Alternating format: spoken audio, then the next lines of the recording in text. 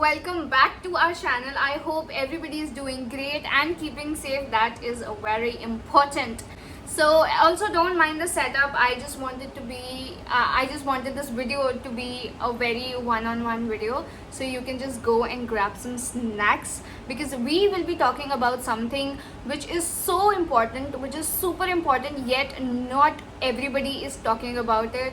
And especially when it comes to women, it is a very important topic, which is vaginal discharge. So yes, we will be talking about vaginal discharge today, what exactly it is, how is it caused, and what you can do to avoid infections, or everything in detail, everything that you need to know. We will be talking about it today in this video. So without any further blabbering, let's just get right into the video. Alright, so I have my laptop with me, and please do not mind if I'm looking down again and again, because I literally made a proper PDF. I collected all the information that I could find on internet, and I combined that into one PDF, because I really did not want you to miss out on any important point or any important question. So yeah, don't mind, I might literally just be reading it as it is. So let's just first talk about what exactly is vaginal discharge.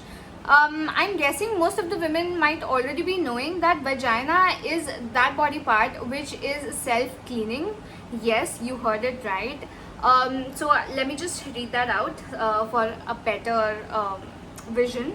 Vaginal discharge serves an important housekeeping function in the female reproductive system. How does that happen? So all the fluids that are made by our glands, which carries all the dead cells and bacteria, vagina tends to push that out from our body. So that is basically a vaginal discharge. So by that, I am pretty sure you guys now know that it is absolutely normal. Every woman on this planet has it, and it is absolutely normal. So do not freak out about your discharge. So I found this article which was amazing, so I'm just gonna read that out loud. So it says, most of the time vaginal discharge is perfectly normal. As I said, the amount can vary, as can odor and color, which can range from clear to a milky whitish color. For example, there will be more discharge when you are ovulating, breastfeeding, or sexually aroused. It may smell different when you're pregnant, or you have been letting your personal hygiene aside. Alright, that was very informative. So none of these changes can cause an alarm, but however, if the color, smell, or consistency seems quite different than usual, especially if you also have vaginal itching or burning, you could be dealing with an infection or any other condition. So let's talk about the problem. How exactly do we figure out if our vaginal discharge is not normal? So I'm going to be talking about certain types of vaginal discharge that are there. Alright, so first let's start with white discharge. So a bit of white discharge, especially after and before your period cycle, is completely normal. However, if the discharge is accompanied by itching, burning, or the texture is very weird, it has clumps in it, and it is very similar to cottage cheese, that kind of a texture is not normal. And especially if it has like a weird smell to it, then it is not normal and it needs to be treated. So basically, this type of discharge may be a sign of yeast infection. So next is clear and watery discharge.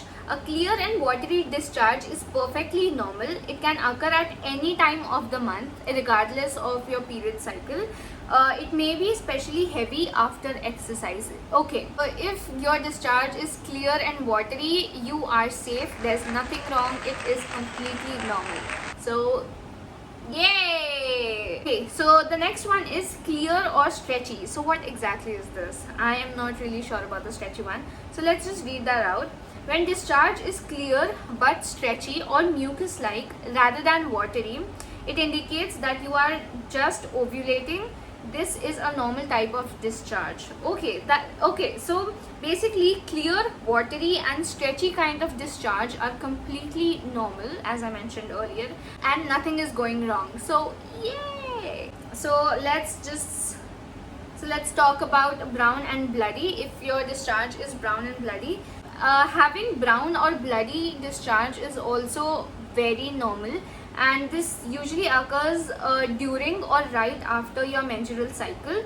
A late discharge at the end of your period can look brown instead of red, so that's okay, chill. Alright, so there is this another thing, and I'm not pretty sure if I should be talking about this, but just in case.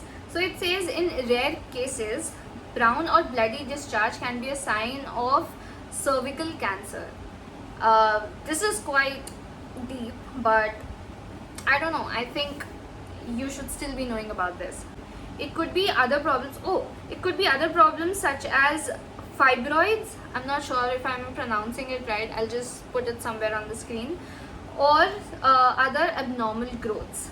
This is why it's important to get a yearly pelvic exam. Okay.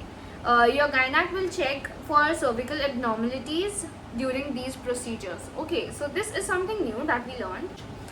So now let's talk about yellow or green discharge. Yellow or green discharge, especially when it's thick, chunky, or accompanied by an unpleasant smell, it isn't normal. It is not normal. First of all, if it's green and yellow, just straight away it is not normal, okay? This type of discharge may be a sign of infection.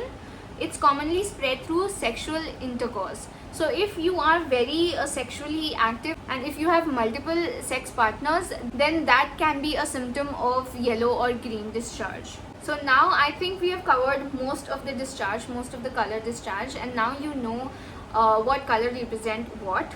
So now let's talk about how an abnormal discharge can be treated. So there is no DIY treatment, because I will personally suggest you or recommend you to go and see your doctor, your gynac, because how you are going to be treated will depend on what the problem is. So I'll give you an example. For example, yeast infections are usually treated with antifungal medication inserted into the vagina in cream or gel form. So these procedures, only your gynac can do that. So do not try any home remedies or home experiments, whatever are there on the internet. Do not try that. So basically, do not experiment. If there are any DIY solutions, I will suggest you to go and talk to your gynac first. Ask her or him if that is a safe way to go, and if he or she says yes, then go for it.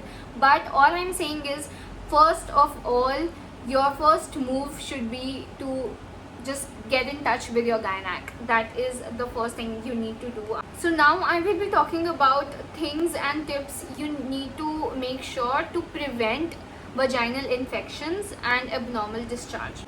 So the first one is to keep your vagina clean and always wash it off with a very gentle or a mild soap or cleanser and with warm water. Second is to never use any kind of scented products, whether it is an intimate wash, whether it is a body wash or a soap. Do not use that. Third is, after going to the bathroom, always wipe from front to back to prevent bacteria from getting into the vagina and causing an infection. Yes, this is very important. And the last one is to wear 100% cotton underpants and avoid overly tight clothing. Yes, this is very important. I completely agree with this. And especially at night when you're sleeping, do not sleep in tight leggings and tights. Do not do that. Just wear something very loose. So guys, yes, that's about it, and I tried to cover most of the topics that one should be aware of. And if you still have any questions, queries, or if you want us to make a separate video on some other topic, please make sure to leave them down below in the comment section, and we will try to make a separate video on that. We promise you that. So do that, and yeah, that's it. So I hope you enjoyed this video and learned something out of it. So I guess that's about it, and take care, stay safe, and I'll see you guys next time.